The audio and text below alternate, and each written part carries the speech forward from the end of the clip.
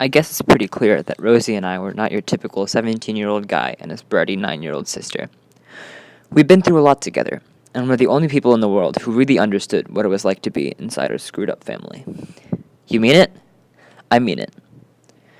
Rosie gave me this huge smile as she grabbed her backpack from the floor, got out of the car, and twirled around once, twice, 3 times on the grass before skipping up the front steps to school. As it turns out, the guys and I never did get to meet the band backstage at the House of Blues that night. I have a vague memory of the concert itself, a headbanger of the first degree, but Joey's stupid Uncle Phil was full of shit. I never promised I could get you backstage, Uncle Phil told us after the concert, standing at the stage door with his arms crossed like he was made of stone. All I said was that I could try and deliver your CD if you wanted. That's not what you said yesterday, Joey shot back. Are you serious, Uncle Phil? Man, I should have just listened to Mom. Why? What's she saying about me now? Forget about it. Matt grabbed Joey's shirt sleeve. Let's just go. He nodded politely at Joey's Uncle Phil. Thanks for getting us those tickets. It was a great show. When a defeated Joey handed Phil our CD, I was embarrassed by how amateurish our cover art looked. Some guitar in flames that Joey's sister painted for us in art class. But whatever. Our sound was good, and that's all that mattered.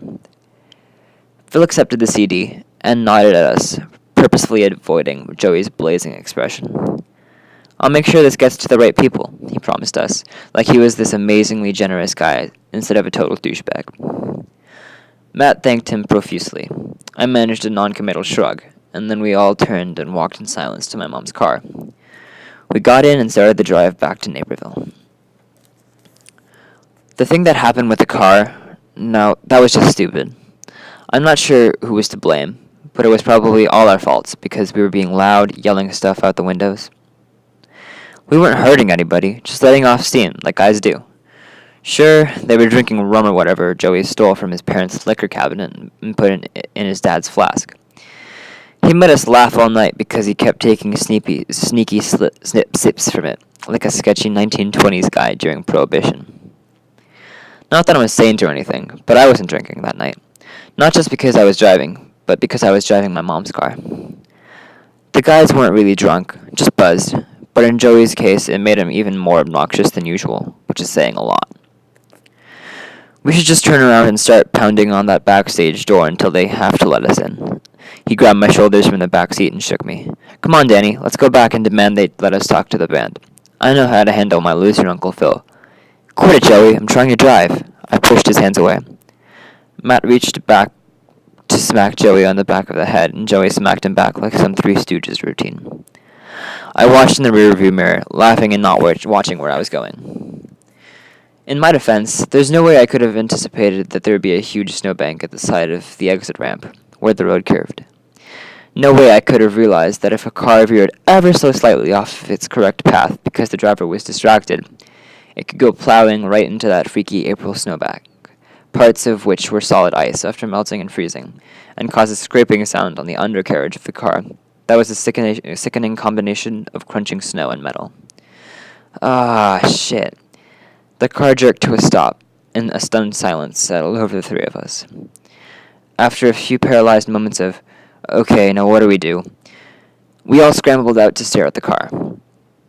Fortunately, it was safely off the road and had no visible damage. Unfortunately, it looked like the car was stuck. Really stuck. It took us a good half hour to get the car out.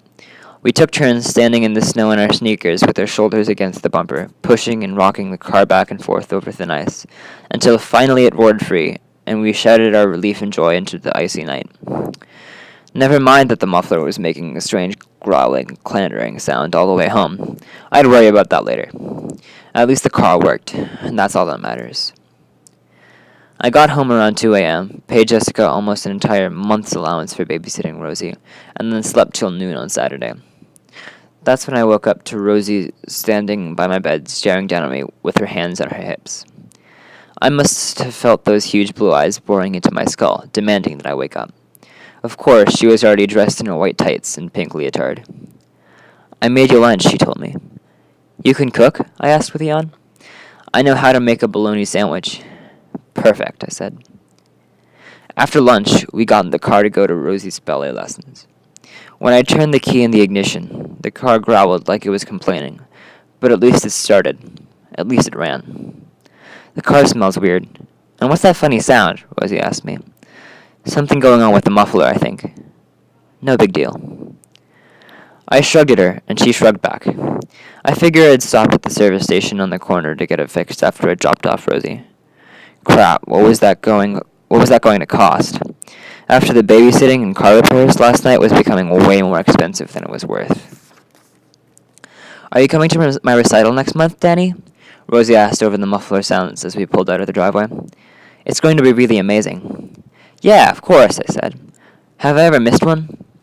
Sure, 3 hours of little girls in tutus is a strange form of torture, but she came to my meets, which were also really long, and I went to her recitals. It was only fair.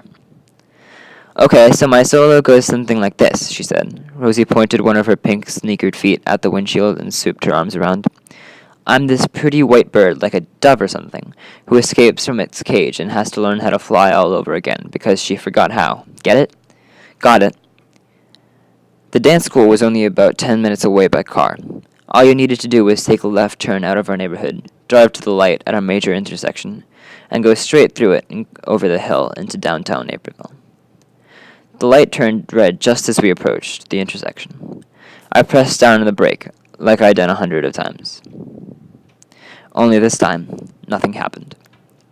My foot in the brake met no resistance, and the pedal went straight to the floor. The car didn't even slow down.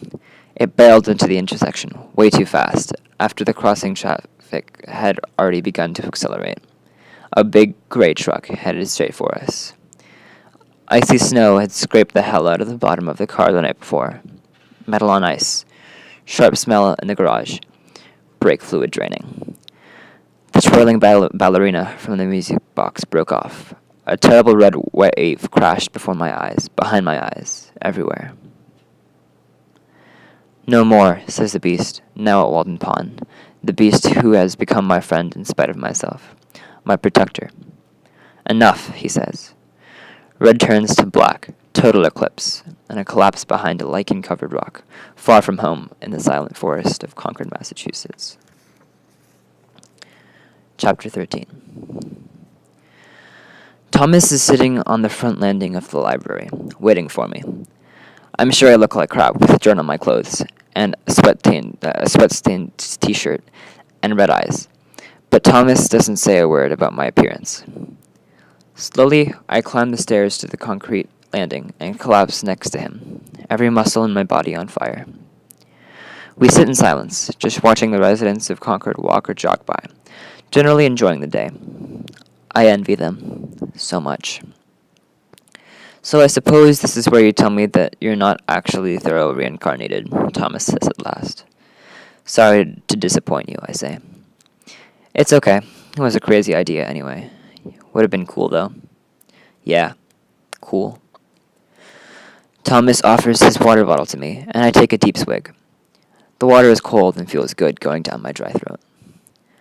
My name is Daniel, I tell him. I live in Naperville, Illinois. Illinois? Wow, you're a long way from home. Thomas nods, salutes me with his water. Pleased to meet you, Daniel. I shake my head, and a dead maple leaf falls into my lap. Well, you shouldn't be. I'm a really horrible person, as it turns out. Thomas considers this.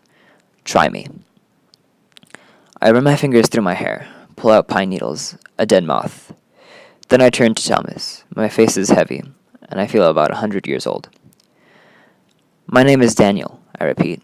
I live in Illinois, and I think I killed my little sister. Thomas pulls hard on his water bottle to mask his shock and swallows. Why don't you start at the beginning and tell me what you found out? But I can't speak.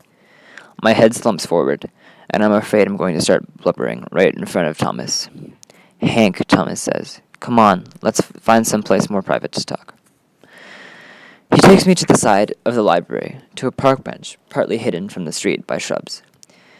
We sit on the bench, and I lean over, staring at the ground, watch an ant carry off a breadcrumb. I wish I were an ant. Or a breadcrumb. Hank, look at me, Tom says. So I do. Tell Tell me about Daniel, but do me a favor and tell me as Hank. Daniel is some kid I don't know, who had something bad happen to him far away from here. I'd like to hear my friend Hank tell the story, okay? I nod, wipe my stupid drippy nose with the palm of my hand. So there was this kid, Danny Henderson, I begin. My voice comes out all wobbly, so I clear my throat, take a deep breath, then continue. He was one of those kids who just did what he was supposed to do, you know? He did his homework, ran track, pretty much did what his parents said, and tried not to make trouble for anyone. I mean, sure he partied with his friends and all, but I don't know. He just never got too crazy. Just a typical kid, trying to get by. I tell him how Daniel went to the House of Blues in Chicago that night with Matt and Joey. How they crashed into a stupid snowbank and damaged the undercarriage of the car without even knowing it. How he and Rosie plowed into that intersection and couldn't stop. A big gray truck was coming. Too fast. Blood. Pink shoe. A wave of dizziness breaks over me without any warning. I barf right into the bushes next to the park bench. This is as far as the beast will let me go. Everything that happened up to the accident is clear, but I can't remember the actual accident or the days after, except for a few sickening flashes. My memory goes straight from a gray truck bearing down on Mom's Toyota to me sitting on the floor at Penn Station in New York City, with Frankie staring into my face, saying, "You gonna eat that?"